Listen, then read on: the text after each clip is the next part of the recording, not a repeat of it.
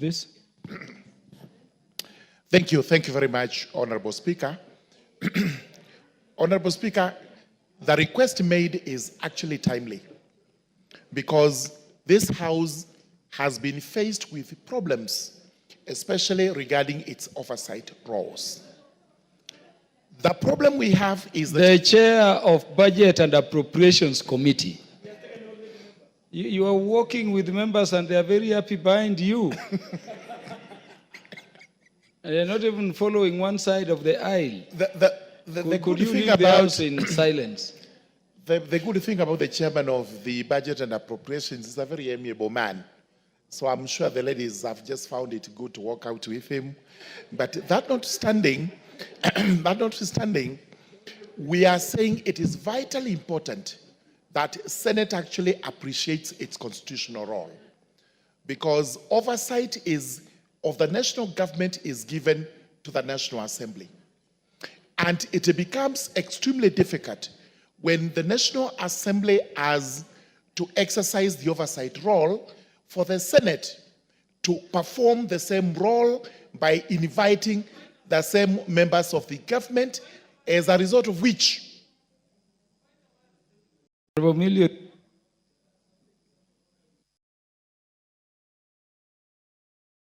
Yes, the minority whip. Yes, thank you, Chair. Thank you, Mr. Speaker. Mr. Speaker, I'm just wondering whether the honorable member is in order to make the comments is made about the chair for Budget Committee, especially at a time when we have just seen a case from Equatorial Guinea of a man who is supposed to have gone around with 400 women. Is he encouraging such bad behavior in this country against women?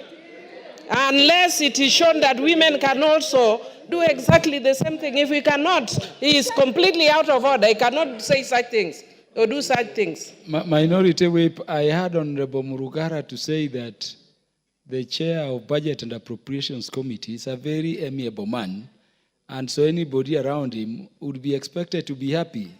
The way the lady members were, by coincidence, the chair of Budget and Appropriations Committee was only in the company of lady members of Parliament at the time. But it was not targeted at women. It was that he's an amiable person and anybody around him would naturally be happy. Honorable Murugara. Absolutely, thank you so much. Thank you for protecting me. I do not. Is this 400 Honorable Naisula is talking about? What did you talk about, 400?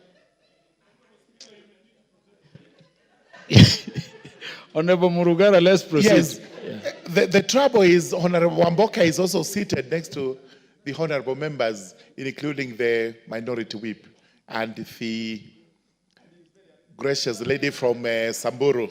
And therefore, you can see how excited he is.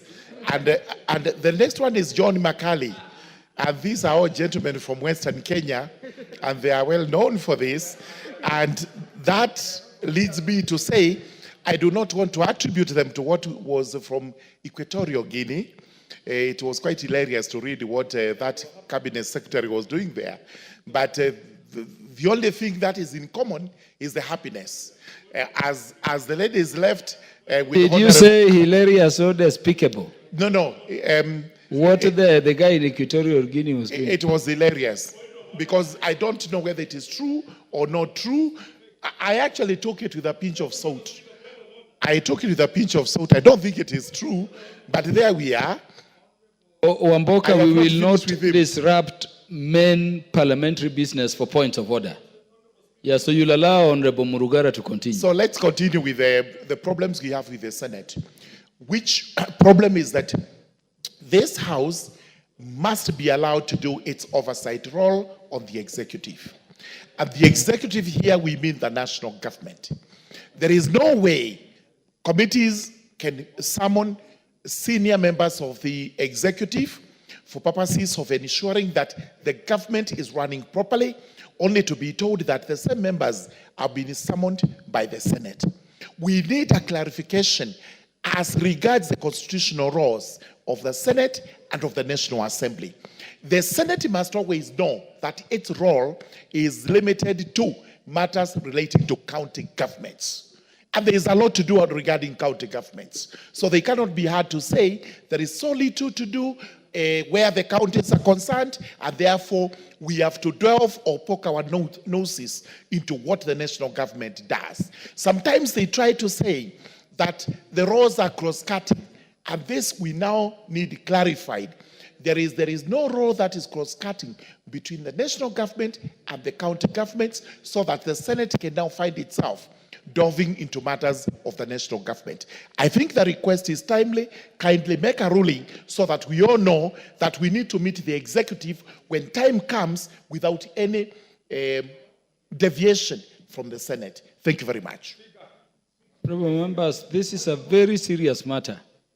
I wish we would give it the attention we are now giving it. That's why I requested Honourable Kajwang to sit back.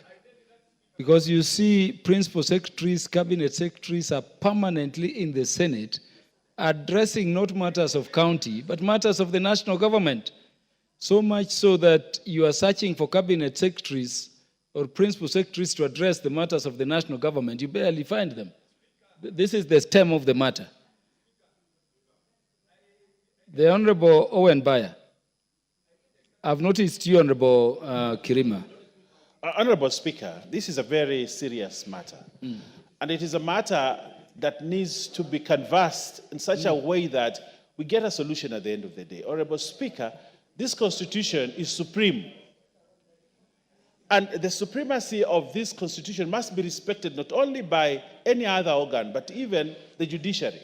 Because a lot of these things that the Senate are doing is because of court orders and rulings that have been made by judges who have overreached the constitution, such that they want to give powers that are vested particularly to the National Assembly, to the Senate. And that is why the Senate always runs to court to get an interpretation and rulings and judgments that gives them authority. Honorable Speaker, the framers of this constitution did not even put a majority leader in the Senate. They did not do that. The framers of the Constitution, if you look at the Constitution and the way the Senate is formed, there are certain things that they do not have, certain committees that they do not have. But they have gone back, used the court system to create powers for themselves that are not envisaged in the Constitution. And that's why we are in where we are today, such that they have used litigation in courts to say today the Senate can summon permanent secretaries who do have nothing to do with devolution. But the framers of the Constitution were very clear. The Senate role was about counties and management of counties and to protect counties. That is what the Constitution says. But today, we have a lot of issues in the counties, but the Senate do not look at that. They want to look at work for which was cut for the National Assembly.